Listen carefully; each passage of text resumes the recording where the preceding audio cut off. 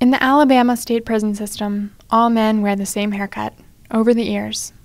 Before he was incarcerated, Douglas Tuscahina Bailey, a Creek Indian, had not cut his hair for 17 years. One of our strongest beliefs is that our essence is contained within our hair. And I watched it pile up on the floor there.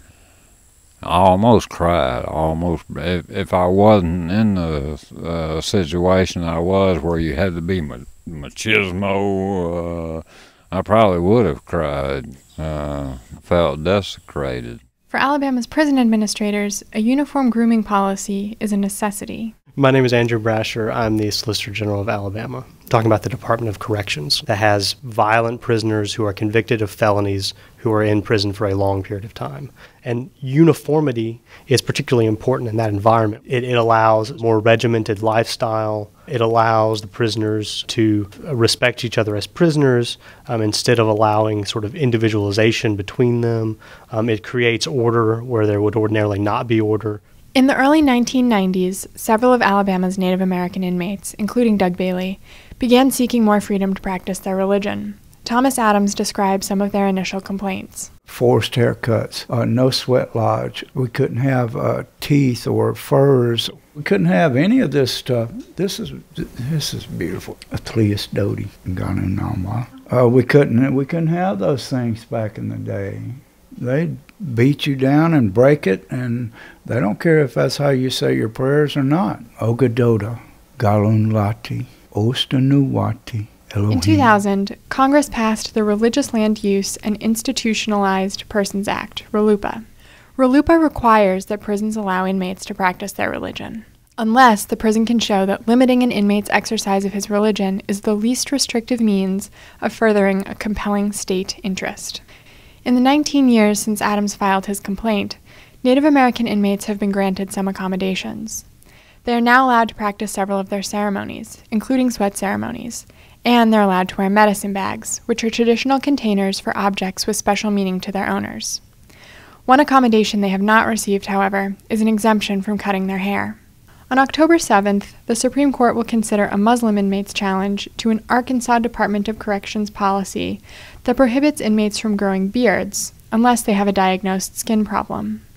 That prisoner, Gregory Holt, is seeking a religious exemption to wear a very short beard. Douglas Laycock, who teaches law at the University of Virginia and who's representing Gregory Holt, explains why he believes the court is interested in this issue.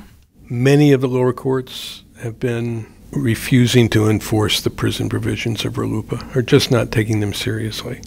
And I think that's probably why the court took it. Alabama, joined by 17 other states, has filed a brief in the Supreme Court case supporting the argument by Arkansas prison officials that uniform grooming policies are necessary to ensure a safe and secure prison environment. The lower courts in Holt's case, and in Alabama's, have agreed with the prison officials. Alabama's hope is that the Supreme Court will do so as well. There are certainly individual prisoners that might say that, the cost with respect to them outweigh the benefits and vice versa, but the prison administrator has to look at the prison as a whole. Roughly 43 prison systems would allow long hair and short beards. Prison administrators in Alabama and Arkansas, however, believe they are entitled to use a different rule. These administrators see a number of risks. For example, long hair and beards could potentially cover a health condition that may go untreated. An escaped prisoner could cut his hair or shave off his beard to change his appearance. And prisoners might hide contraband, including weapons, in their hair or beards. Prison officials also worry about other religious exemptions that prisoners might pursue. Douglas Laycock responds. The question is, can a Sikh carry his ceremonial sword into prison with him? They don't have to try that out and see. And I don't think anyone's going to win a Rluipa case on a sword. And it's not because prisons are discriminating against Sikhs, it's because there really is a danger to allowing weapons into a prison. Open and obvious dangers are one thing.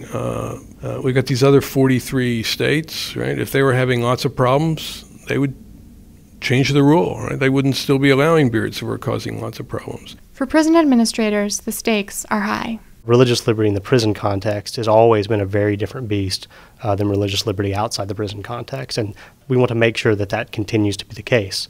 Thomas Adams believes the stakes are at least as high for inmates, particularly for Native Americans, a group that has a history of being subjected to haircuts as a means of stripping their spiritual identity. Creator gave me my hair, my body. That's sacred. I'm not complete in my ceremonies and rituals. We present almost a fraud. I believe as a Cherokee that I will have to answer for that there will be some consequences, some eternal consequences for that. We expect the court to issue a decision in the Beard case and an order in the Alabama case early next year.